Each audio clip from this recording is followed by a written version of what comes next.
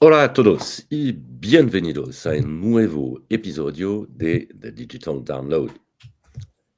Oops. Good afternoon, good morning, and good day, wherever you may be joining us from. Welcome to a new edition of The Digital Download, the longest running weekly business talk show on LinkedIn Live, now globally syndicated on TuneIn Radio through IBGR, the world's number one business talks, or news and strategy radio network. Today, we are tackling one of the most pressing issues in business today: the growing pipeline gap facing sales leaders, with marketing leads becoming scarcer and less reliable. The pressure on sales teams to self generate more revenue than ever before. To discuss how leaders can navigate this challenge, we are joined by our own panel of experts. So before we begin, let's quickly go around the set and introduce everyone. While we're doing that, why don't you in the audience reach out to a friend, ping them, and have them join us? We strive to make the digital download an interactive experience, and audience participation is highly encouraged. Adam, would you like to kick us off, please? Hi, everybody. I'm Adam Gray. I'm co-founder of DLA Ignite, and I'm very excited to be talking about this topic today. One of the things that I see in my travels is that this is a perennial problem that just keeps happening again and again and again within every organization. So it'll be really interested to see how we can unpack this and see if we get any insightful and interesting comments from the audience, which may shed some more light on why this problem is not being addressed properly. Thank you, Adam, and definitely looking forward for questions from the audience today. Tim. Thank you and welcome. My name's Tim Hughes. I'm the CEO and co-founder of DLA Ignite, and I agree with Adam, which is that we seem to hit July, and everyone's saying there's no pipeline.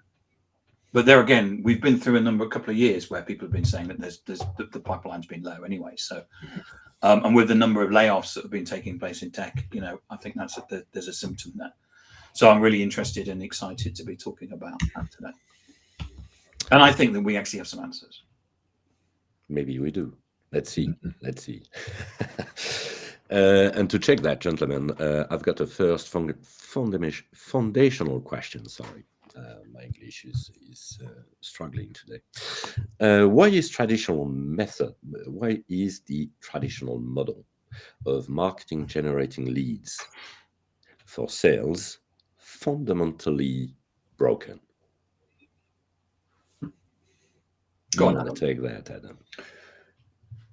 Okay, so I think the issue is, and we kind of toy with this pretty much every time we have a conversation around this, and the reality is that every single business produces a product which is fit for purpose, and every single business says my product is good, and every single business believes that their product is better than the competition, which it may or may not be, but all of the organizations out there are using the same rhetoric for this. They're all saying, to paraphrase it, our product is best, our product is market leading, you should buy our product. And the problem with this is that the buyer, who by virtue of the fact that, if you are a CRM company making CRM systems, you know everything there is to know about CRM systems, one would suggest. As a buyer of CRM systems, you're not as sophisticated because you're busy doing injection molding or legal services or whatever it is that your business does.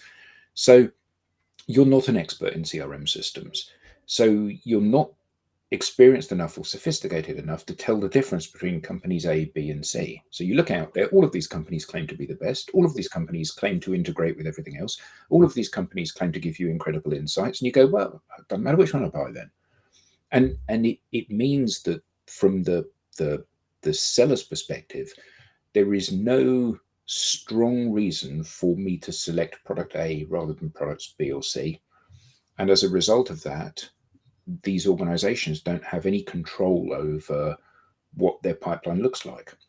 I've had a conversation with Bertrand. He tells me he's going to buy. I've had a conversation with Tim. He tells me he's going to buy. Actually, neither of them are going to buy because there are 100 other players in this space, and they've said the same thing to all of these organizations. So I think that the problem is that, and it's not a fault of marketing, I think the problem is that the buyer doesn't consume these messages in the way that they used to. And still the same old, idea that we're going to create an ideal customer persona. We're going to talk to those people in their voice. We're going to invite them to webinars and events. We're going to hyper personalize this conversation. We're going to multi-thread this, so we're having conversations on every available platform. And I think what so often is forgotten is that conversations are a two-way rather than a one-way street. So the fact that I'm talking at you is not the same as us having a conversation. And, when we talk to sales leaders, and I know this is true for both of you guys, when we talk to sales leaders and we say, you get leads from marketing, they say, well, sort of, yeah. So we phone these people up and we're told they're a hot lead and they're interested in buying the product. And we phone them and go, Bertrand, so I understand you're interested in buying my CRM system. And you say, no, not really. Oh, okay. So there's this massive disconnect because what previously had been a cue, a trigger, flag that you were ready to buy now simply isn't that anymore. So it's not marketing's fault, but marketing doesn't work the way it used to work. And I think that's the big thing. But surely if we've invested in creating a brand, and a brand that has emotion, and then what people are going to do is that they're going to recognize that. Yep. And they're going to see that, and they trust it, and that's how they're going to purchase. Well, yeah, I think that is in part true. I think that if you think about brands that are recognizable, so you're familiar with BMW, you're familiar with Salesforce or Oracle, you're familiar with Apple, you're familiar with Lenovo, you're familiar with Reebok. All of these are organizations that have spent decades building a brand, and that brand lives inside your head because you know what it stands for. For me to assume that I can launch a brand or take a brand stretch, take my product into a new market where we've not been before, and to assume that you're going to have any kind of recognition of that brand is delusional, really. Because you are far too busy to remember that my brand is professional but friendly. It's the bright, cheery one. It's the one that puts flowers on it. You don't care. You're too busy worrying about how you're going to make your number, how you're going to take your product to market, how you're going to keep your customers happy, to worry about my issues. And I think that always this comes back to the people who are at the front line, the sales force, the account managers, the technical people that are engaging with the client. That's where the brand lives. And those are the people that own the relationship. So we need to empower those people to be having conversations within their target accounts and their existing accounts in order that there can be some bridge built between your company and the client. Because without that, you're just another replaceable product. It's like last time you had a BMW, this time you've got a Mini, next time you're going to buy a Fiat. It doesn't matter. They all work. They're all fine. There's no difference between any of these things anymore, really. But surely we can use a program like ABM, so account-based marketing, where what we do, what you just described, what we could be doing is that marketing can basically be connecting. We set of nominated accounts. We therefore understand who our ideal customer profile is. And what we can do is that we can use LinkedIn, for example, as a way of showing them adverts. And by basically showing them adverts, there will be brand recognition. And therefore, when it comes to actually buying, they will understand the brand, and therefore we will be at the forefront of their mind. You'd like to think so. But actually, I think, so in the UK, we have two really big supermarket chains, Tesco's and Sainsbury's. And they've been running their strapline campaigns for 20 plus years. And if you say to people, what is Sainsbury's strapline? They'll say, every little helps, which is in fact Tesco's strapline. You know, they've got the biggest advertising budget of any organisation in the UK, and still people don't understand it because people are not that interested. That's the reality. They're not that interested in the minutiae of difference between product A and product B. That's true of the supermarkets, and that's true of your product as well. And I think that the only route to those people is, why am I going to listen to you, Bertrand, when you speak? Because you're my friend, because I like you, because we've engaged, because you've listened to me speak. All of that builds equity in order that I give you the time to speak and I believe what you say. Brands don't have that. I can fall in love with a person, I can't fall in love with a brand. And I think that's a fundamental disconnect there. And I think that marketers get so wrapped up in, oh, my brand is absolutely breathtaking and it means everything to me, right up until they go and move to another company. And then that brand means everything to them. Now, that's not a criticism, it's merely an observation. It's like, okay, if this is the one and only brand, you would never, ever, ever leave that company, but you do, because you get better opportunity somewhere else. Because these are just things. Sorry, Bertrand. I can hear our audience and the sales leaders in our audience saying, well, this is marketing's job. This is not my job. So are you saying I have to go back to square one and say, I've got to develop my own opportunities, and on which time am I going to do that? Well, I think the key thing to remember is that in an ideal world, this would be marketing's job, and the things that marketing were doing would deliver a constant stream of quality leads to you, but they don't. So the question is that as a sales leader, do you want to make your number or not? So you can either rely on marketing to deliver these opportunities, or you can rely on yourself, i.e. your team, to deliver these opportunities. And I would suggest that a phone call from, hi, I'm Bertrand, I bake bread, I'd love to have a chat and hear about your bread, is much more likely to get a rapport building, heart-to-heart conversation with somebody than saying, hi, I'm Bertrand from CRM & Co, and we've got the best CRM system in the world. And I can definitely back up this with hard figures for sure. Absolutely. So what then would be the first steps? And I'd like to understand, number one, what else would be the first step as a sales leader to take that shift, and how marketing can help? Well, we've all got stories, haven't we, about the good old days when you could easily address people with a phone, and I remember many years ago the person that ran the company is saying to me, basically we haven't got any clients at the moment. We need to generate some clients. So here's a list of all of our past clients. Phone them up and just say to them, hi, Bertrand, I've not spoken to you for ages. I just wanted to check you were okay. Mm-hmm. See what happens. So I phone Bertrand and he say, hi, Bertrand, are you okay? And you go, yeah, everything's fine here. How are things with you? And I go, yeah, things are great. Oh, well, I just wanted to touch base. And then I phone Tim, and Tim says, yeah, I'm great, but I'm really glad you phoned because I need some more of this thing that I bought from you before. And I go, okay, I phoned at the right time then, didn't I? And I found that 20% of the phone calls that I made actually elicited a sales opportunity. Now, the numbers may have changed, but going out there and pressing palms, whether that's knocking on doors, whether that's telephoning people, whether that's sending emails, assuming that you can get through to people through those channels, that's great because those people already know you and trust you. So continuing, reminding them who you are, you maximize the chance of being in the right place at the right time. And we know that 95% of buyers are not in market at the moment. So you're relying on a 20-to-1 luck ratio to get in touch with someone at exactly the right time anyway. So you need a vehicle for getting in touch with people at scale in a way that they don't feel that they're being treated to something at scale.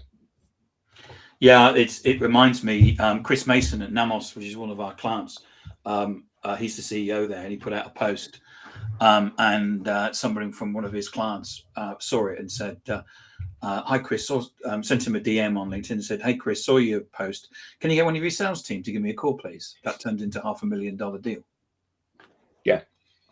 And it happens time and time again, like it was Gary Player, wasn't it, that said, the harder I practice, the luckier I get. You can't rely on luck, but what you can do is you can make sure that you're out there maximizing the chance of being in the right place at the right time. It's like you and I, Tim, we went to an event quite recently where we're walking through the event. Why did we go to the event? Well, because we were hoping we would bump into some people that we knew. And we did bump into people we knew. And interestingly, also, we bumped into some people that we didn't know, but they knew us because of what we do on social. But the point is that, you turn up there and all of a sudden you're a friendly face in this morass of people who are trying to sell you stuff. You're a friendly face, someone that, let's go and grab a coffee and have a bit of a catch up. That'd be lovely.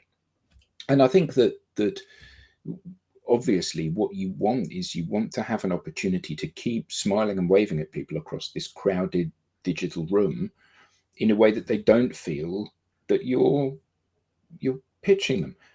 Because when we went to that event, someone walks up to us and they say, "Oh, hi guys, I've not seen you for ages." And we say, "Fantastic, are you interested in buying another training program?" Oh, he's walked off. I wonder what happened there. It's like that's not the way people want to be dealt with. And yet we all know this, and yet we all forget this when we're in sales mode, don't we? Yeah, that's a little bit. That's a massive shift in mindset, I would say, and we know by experience that it's not easy to drive this change in mindset from being a lead receiver to an opportunity creator, basically. To answer your question, Bertrand, there has to be a culture of prospecting coming from the leadership. There has to be a vocalized aspiration and setting by, this is the culture we want in this organization. Now, the first time you say that, most of the salespeople will probably ignore you and think, yeah, you said that all before. But the other thing is that it has to be shown by the leadership that they're actually invested in the culture. So I remember when I was at Oracle, we had the every year, the salespeople wouldn't update the CRM. So it was decided that what we would do is that we needed to show how to do it. And we were in a meeting and it was the same, so and so that from pre-sales would actually show how to use a CRM, which we all knew would be too advanced for the salespeople and nobody would do anything.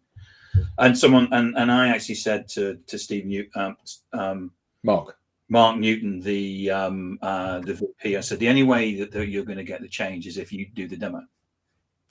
And he said, "You're right. Okay, I'll do it." And it was Mark, when Mark said, he stood there and said, "Salespeople, you need to update the CRM system," and everyone, whatever. And he said, "I'm now going to show you how to do it." And everyone went, "You what?" And he said, "Right, where's the keyboard?" And it took us ages to teach him how to do it. But he really enjoyed it because he actually liked to understand how the technology works. He liked to have that sort of like, I only need to understand it from there, but what I'll do is I'll go down a level because that helps my understanding at this. And he actually did the demo of how to update the CRM. And guess what happened? All the salespeople updated the CRM. And that's the thing, and it's just standard leadership. That you have to, it doesn't matter how many leads that need to be created, whether it's 10%, 20%, or 100%. There has to be a vocalization of that culture, and it has to come from the top as well. We have, as leaders, we have to set the bar for everybody to try and achieve whatever it is that we set in terms of the culture. So here's an interesting thing. I was in London yesterday, and I met up with somebody who this person works at a client that we have coached one of their sales teams. They will remain nameless, and you'll see why in a second. And I spent probably a couple of hours with this person, and it was very interesting seeing how large corporates still view the behaviors and the KPIs with which they measure the sales team. So This person is very socially able. So they're very good. They're very sociable. They're very friendly. They're very light-hearted and accessible. There's not somebody that you would be scared of having a conversation with. And this person leads the league table, I believe, in the UK, in terms of the number of conversations that they get with new prospects. They're at about 180% of their number.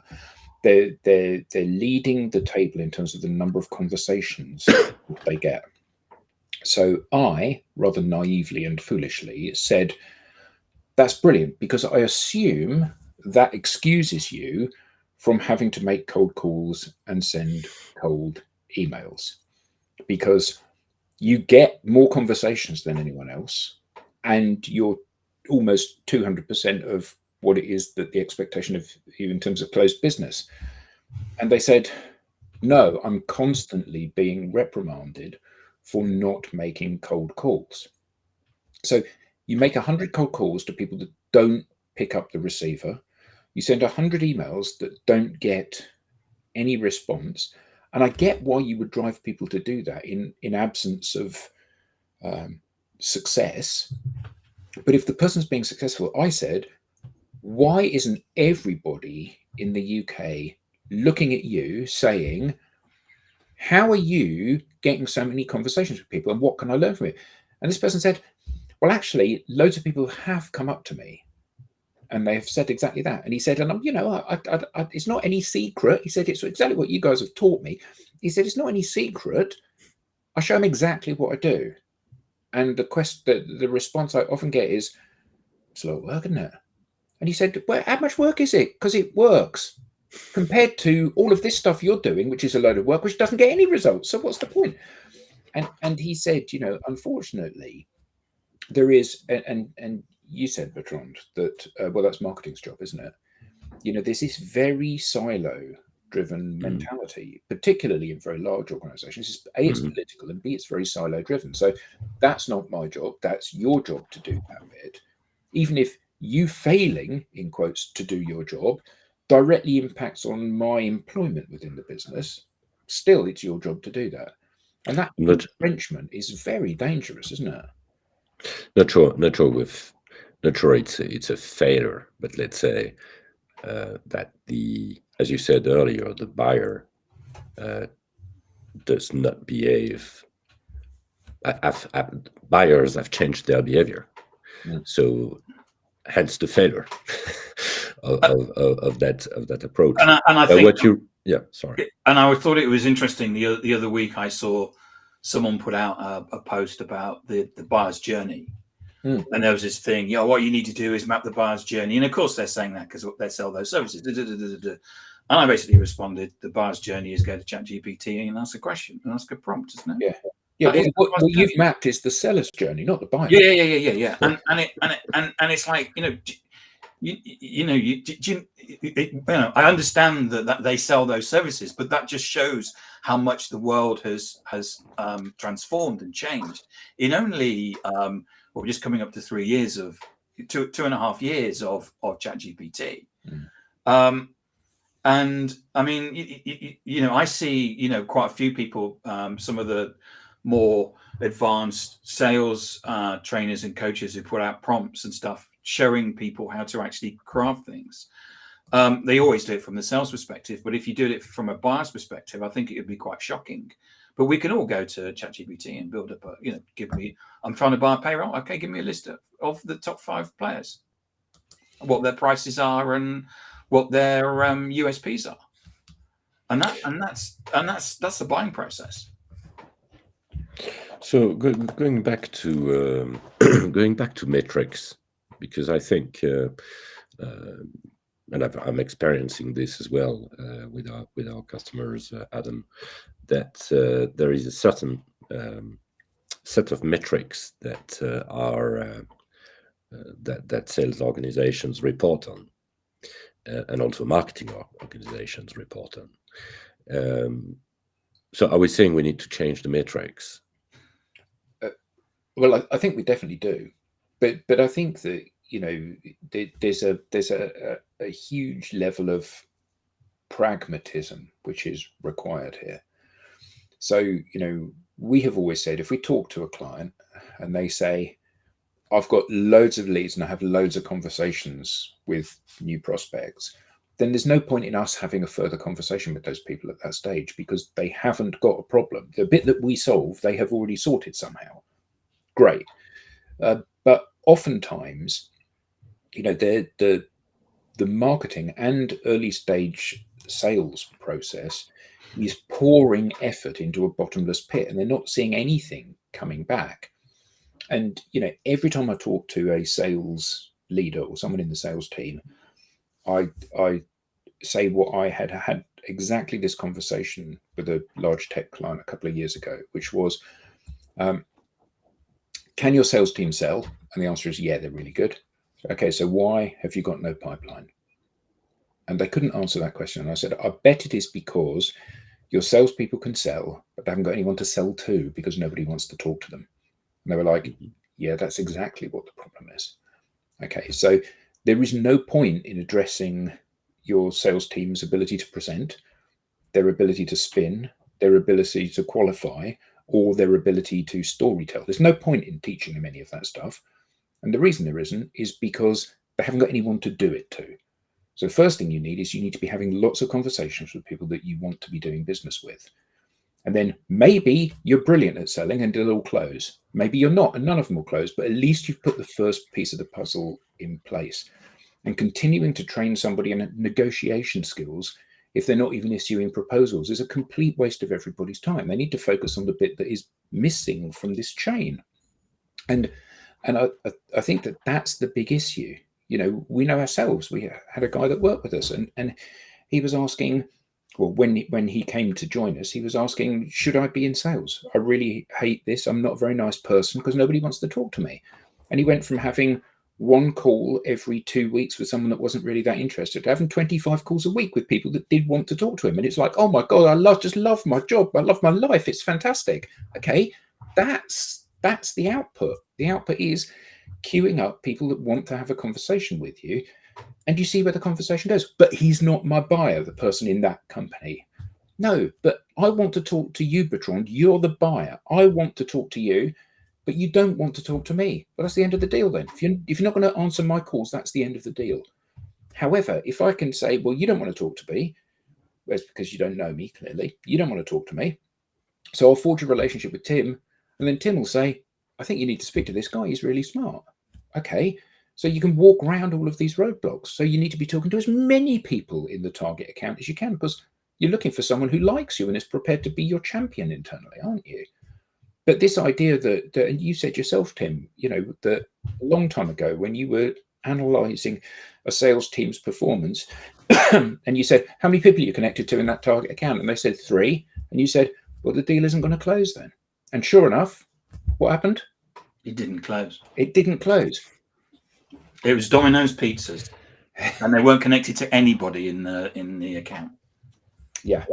So the good news from what you just said, Adam, is that one of the metrics can remain is the number of calls, but it's the way you get these calls. Well, it's the number of calls if I understand correctly, the way you get these calls is. But isn't it the output which is the number of meetings? Well, yeah, but I think by calls, what we're meaning is the number of times you actually speak to someone at the phone. Okay. The number of dials I make and the number of messages I leave is irrelevant. The number of times I have a conversation is what matters. So that's what I meant. That's what I meant, of course. Yeah. So that conversation can be on the telephone, it can be on Zoom, or it can be face to face. But if I'm selling something complex, you will never. I'm sure that any complex, strategic, high value purchase, I can't imagine in the history of the world any of them has been sold from someone reading a brochure. So Adam, if we walk your hypothesis basically along and say, right, okay, so we're marketing at the moment isn't working. Yep. Yeah. And the issue is that nobody wants to talk to us. Yep. Because we know what's going to happen is that you're just going to basically pitch to me. Yep. And though we do know that 4 to 6% of the marketplace are buying at any one time, Yep. so we know that so if we're not talking to 4 to 6%, that means we're leaving money on the table. We know that basically account-based marketing isn't working, and as you know, with marketing, what we do is we take an adjective and we put it on the front, because if marketing doesn't work, what we'll do is we'll put a new adjective every week. Like digital, you mean? Yeah, digital marketing, performance marketing, plant marketing, or whatever it is. Yep. And then we can say that the previous one failed, and then but we're doing performance marketing now. Yeah, it's different. Yeah. And so nobody, if nobody wants to talk to us, how do we get conversations? Well, I think that the issue is, and often, one of the most respected names in business, IBM. Nobody wants to talk to IBM. Lots of people want to talk to Dave at IBM because he's really smart. So I think this is not about nobody wants to talk to us, but lots of people want to talk to me. So what we need to do is marketing's job in the future, I think, is clear that the marketing's job is to empower the individuals to be smart about how they stimulate conversations with their target market. So the stuff that marketing can do much better than sales. They're much better at doing pretty stuff, visuals, graphics. They're much better at telling stories, generally speaking. They're much better at writing things. So that is marketing's superpower. That's what salespeople have traditionally not been very good at doing. So having a marketer sitting next to you saying, actually, I think you should rewrite that, Tim, and use more of this kind of language. And I've done a really good visual that goes with that thing that you've just written for you, means that the salesperson can appear incredibly polished and friendly. And the marketer's skills are being deployed in a way that's really, really valuable. And I think the thing is that, the point of marketing is it's seen as one-to-many. So I've got a market of 1,000 people. I'm going to write this one thing. I'm going to issue it to 1,000 people, and 1,000 people will see it. But actually, it's one-to-many that aren't listening. So I'm going to produce this piece of content. I'm going to put it out there to 1,000 people, and 1,000 people will ignore it.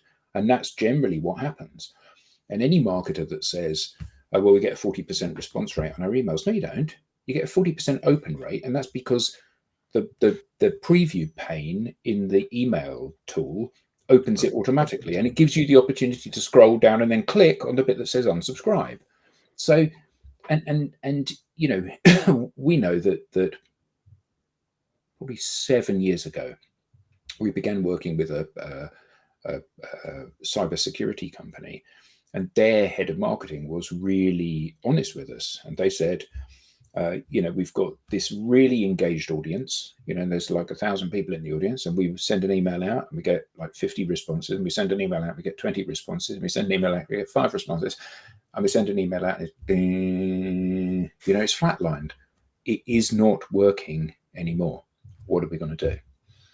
And I think that the first issue here is to bury all of the kind of the pomp that goes with, I've got this budget for doing this, and I've got this new tool that's, and look at actually the reality of what's happening. And, when we wrote the books Marketing, at that point, we could see that there was a huge fracture between sales and marketing. It's like nearly 10 years ago now, huge fracture between sales and marketing departments, because sales said everything we get from marketing is crap. And marketing said, we give all of these hot leads to sales and they can't close any of them. And that was a big issue even then. And what we know is that what a marketer might traditionally have qualified as being a really hot lead, i.e. you've been on the website, you've opened a brochure, you've attended a webinar, has little or nothing to do with your propensity to buy this quarter. You might be doing initial research. I might be actively looking at your product to qualify it out. And I'll have all the same kind of behavioral traits as somebody that's trying to qualify you in. And often people look at, this is the way I want it to be, and therefore it is this way. And you know that from sales teams. You say to a sales team, when you pitch, face-to-face pitch, what percentage of those do you win? The sales team say 60, 70%. And then you go, well, you pitched 27 times last quarter and you won 3 of them. Oh yeah, because you remember the bits you want to remember. You see the things you want to see. So there needs to be a real kind of reality check for both of these parts of an organization. And how do we bring that? So assuming that, I've done that exercise, I've got the numbers, and I agree this is not working. How can I get the C-suite buy-in into, at least an initiative or really changing the game?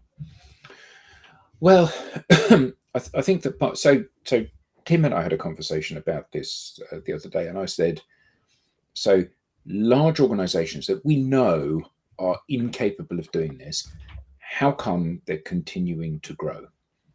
And Tim said, I suspect it is probably repeat sales to their existing customers that are really embedded in that. So this guy that I was speaking to yesterday, spent some time with, I asked exactly the same question, and he said, it's all old customers. Yeah.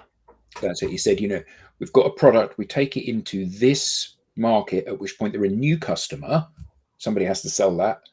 And an interesting aside to that, he said, one of the things that's really interesting in a sales-driven organization, it's like disparagingly, people say, yeah, but you didn't actually sell that, Tim. That was someone in your network. So someone that you already had a relationship with. It's like, what the hell does it matter? They've given us money. It doesn't matter whether I've knocked on their door or they phoned me up and said, hello, mate, I've not seen you for a month. I need to hand you some money. The end result is the same. Anyway, this person said then, from then on, it's invariably repeat business. And that's why we're continuing to scale our product range in order that we've always got something new to sell these organizations, because that's the only way. New customers are not a thing. And you see that in the tech sector. Oracle has got Oracle houses, Salesforce has got sales houses, SAPs have got SAP houses. And once they're in there, to turf out one of those giants and replace the entire suite of product is highly, highly unlikely. So you are, except for new entrants that have grown into that kind of enterprise space, it is for the most part just expanding within an existing name, isn't it? But, so where are the in this type of organizations, and there are quite a lot, especially when times are tough, you tend to turn back to your install base, basically, or to your existing customers. This is not really a very great recipe for growth in the long term. No. But managing so where are new customers buying from then? Well, first of all, managing growth even within your existing customer base can be helped by being better connected into the customer base. And the question is, if everyone in that particular account of yours knows who you are, or nobody knows who you are, which is a better circumstance? And people go, well, obviously everyone knows. Okay, so why are you, back to your thing about Domino's, Tim? Why are you not connected to anyone, or why are you connected to 3 people then? It's a company of 100,000 people. You're connected to 3 of them, one of whom has no idea who you are. So you've got 2 potential relationships in the company. That's not. There's no certainty in that at all. But I do think that the big challenge that we have, because we've got 2 competing things. We know that 95% of people are not ready to buy now. So that's a given. But if we've got a good product, what we do have, or should have, is a fundamental belief that if I've got the right product for you, you're going to buy my product. Maybe not now, but at some point you're going to buy my product. So then I need a way of keeping you engaged and friendly on an ongoing basis. And I think that for modern sales, and this was not true 20 years ago, but for modern sales, Wolf of Wall Street, Glengarry Glen Ross, The Boiler Room, films like that are the most damaging belief systems that salespeople can have. Because basically what they're saying to somebody is, buy this quarter or piss off. That's what they're saying. And the client basically says, fine, I'll piss off then. This is the, you're either basically qualifying somebody in or out. Exactly. Because our sales leadership are saying, are they in or out? And what you do when you qualify them out is basically tell them to piss off. Yeah. Your sales leader says to you, well, you just need to go and basically force the outcome. So you force them, and to the point where they will never engage with you again. So even though they could be a perfect customer for you that would have come in 2 years' time, they don't want to talk to you ever again. So you've completely burnt your bridges. And that's why there's this constant need to generate new conversations in new accounts. If what you said was, okay, there were 100 accounts in this sector, this is your sector, Tim, you gradually work your way through and get to know everybody in that sector. So everyone's aware of who you are, everybody consumes your content, everybody values your opinion on stuff, everybody asks for your help, even if they're not buying today. And you just keep people engaged in that way. So you know that in 2 years' time, if someone wants to buy in that space, they're going to come to you because they've built a relationship with you. They trust you, even though they haven't spent any money with you. They know that you're good at your job because you've helped them and given them advice. I mean, it's the perfect way of building relationships and maintaining relationships at scale. So rather than qualifying people in or out, what we should be doing is thinking about a person. Are they buying now or later? Exactly. And that gives us then a platform to nurture. Absolutely. And I think that the point is, and you need to have a dose of reality with this. If my company or my product is not a good fit for your company or product, then actually you are qualified out. But if I genuinely believe I've got a good product for you, the question is just trying to get the timing aligned. You can't buy because you're under contract to someone else. You can't buy for 3 years. Okay. Well, between now and 3 years' time, I need to make sure I'm the only person that you think of about this, which is brilliant. 3 years is plenty of time to do that. But if we go back to the beginning again, saying that marketing doesn't work, and therefore somebody has got to generate the opportunity. So if we're going to say sales do that, what's the best way to do that? Because surely the most quickest and most effective way of generating any sort of pipeline is by cold calling people. I don't think it's the way of generating any pipeline. What I think is it's the way of, for the 5%, potentially getting a sale immediately if you can get through to someone. There are a lot of ifs here. If I've got your number, which I may not have, if you happen to answer the phone, which you probably won't do, if you are prepared to extend me the 30 seconds, 1 minute, 5 minutes that I need to position my understanding of you and your problems and a solution to those, which you probably won't do, if all of those things I am able to do, all of those pieces of the puzzle fall into place, cold calling absolutely is the way to get to somebody that says, okay, come on in and we'll have a proper chat about this. The problem is that there's an awful lot of ifs in that journey. And I think that the challenge here is that what we're trying to do is we're trying to build something which is sustainable and scalable in salespeople. So the beauty of building a network on social is that you can quickly add people to that network because you're targeting a particular industry, vertical, account, region, whatever. You know that every single person you add from now on is going to be somebody that you want to be having a conversation with, and you constantly grow that network so that you are building a digital bridge between you and them. If they're not connected to you, they're not going to see any content you share, good or bad. So and we've all got, whether you've got 500 or 50,000 people in your network, a tiny sliver of those people. So typically if someone's got 1,500 connections, they'll know 300 of them, and the rest of them will be, I probably met them at an event somewhere. Okay, so first of all, I need to be somebody that you recognize in your network. So I need to have a behavior which encourages you to notice me, first of all. And then I have to constantly be feeding you with stuff so you don't forget who I am. And the beauty of doing that is that if I've got 100 connections today, and 1,000 connections in a month, and 2,000 connections the next month, and 3,000 connections the next month, and 4,000 connections the next month, every person I add means that my content is potentially being shown to more people that I want to be having a conversation with. you luck out. You're in the right place at the right time. But I mean, in terms of but that's, I mean, for a salesperson to share content, it's very easy, isn't it? Because what we do is that we get content from marketing. So there's the brochures, there's all the case studies, there's the white papers that they create, and we can basically put that out on social comment. Yeah, absolutely. But I think that a really good way for anybody who's trying to sell anything to visualize what's going on is like dating.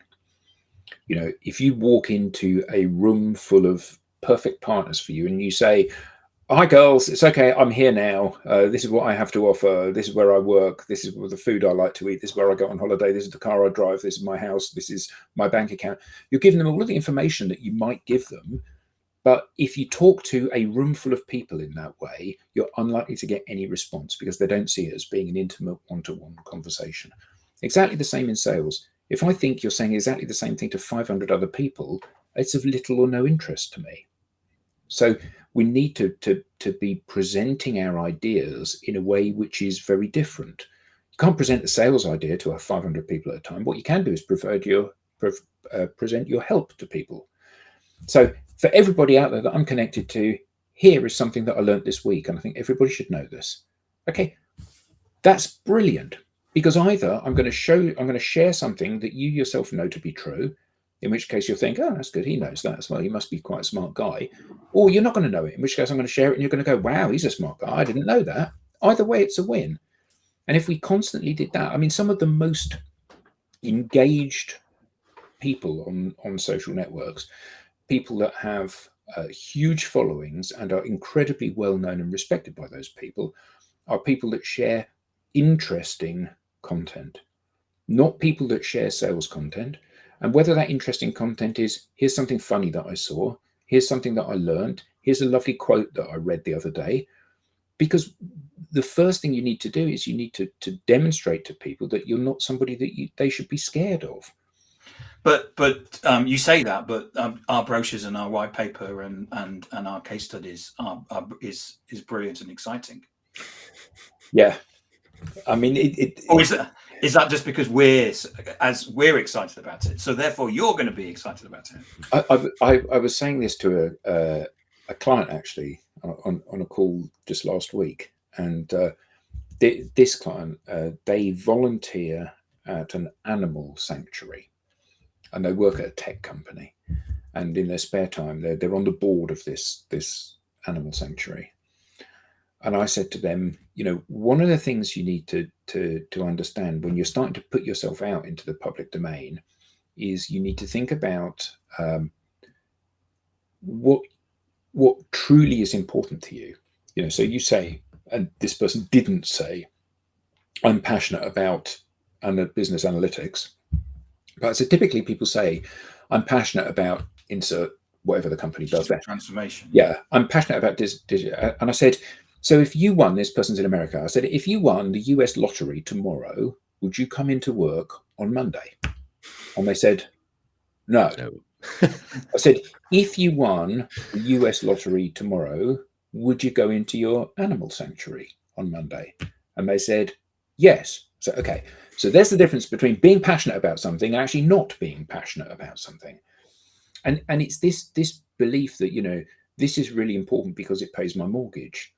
Actually, unless it pays your mortgage as well, there's no reason for you to be passionate about it. Yeah, and I see a lot of content. People put this stuff out, and of course, what it says is right back to the beginning of when we talked about at the beginning, which is that what marketing always say is buy my product because we're great. So we don't read when someone puts out, "Here's a great case study." It's like, well, I'm not going to read it because I know what you're going to say. Yeah, I mean, the customer is not going to say, "Well, you were expensive. That the product didn't work. We had to get fly some people in from the States." They're not going to say that. So it's pointless us reading it. So we know what the answer is. So it's kind of and what we know from research is that buyers are looking for social proof. So we're looking for, if we're gonna spend money, what we're looking for is social proof from somebody that understands our business, understands our industry, and is probably a person, as in they haven't got commission breath. So we can see that the fact that their son is a paddy diver or something like that, or they're watching the football or whatever. And that's what buyers are looking for.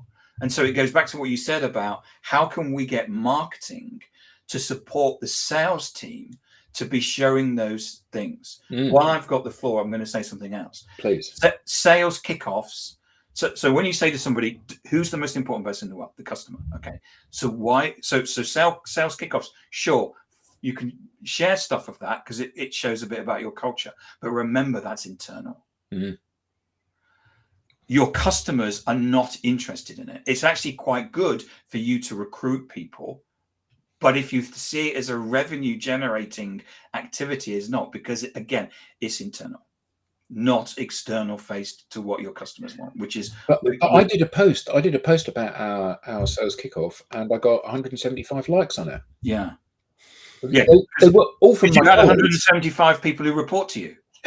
Oddly, yeah, there seems to be a parallel there between the two. Yeah, it is. So just can we, as we've got a couple of minutes, can we put Jat? Yep. I don't know if it's Jat or Yat. So he's probably gone, but thank you for checking us out. Yeah. And Camilla as well, who I know. Hello to Camilla. in Camilla. Yeah, I think though the big thing here is that sales functions within organizations, they need to park all of the belief and start to think about what actually is proven to work and isn't.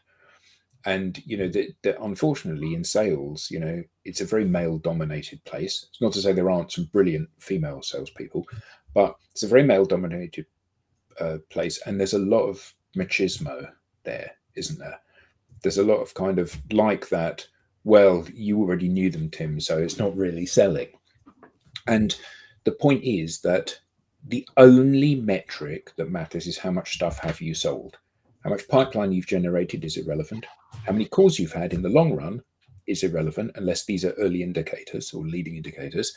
How many calls you've made is worse than useless.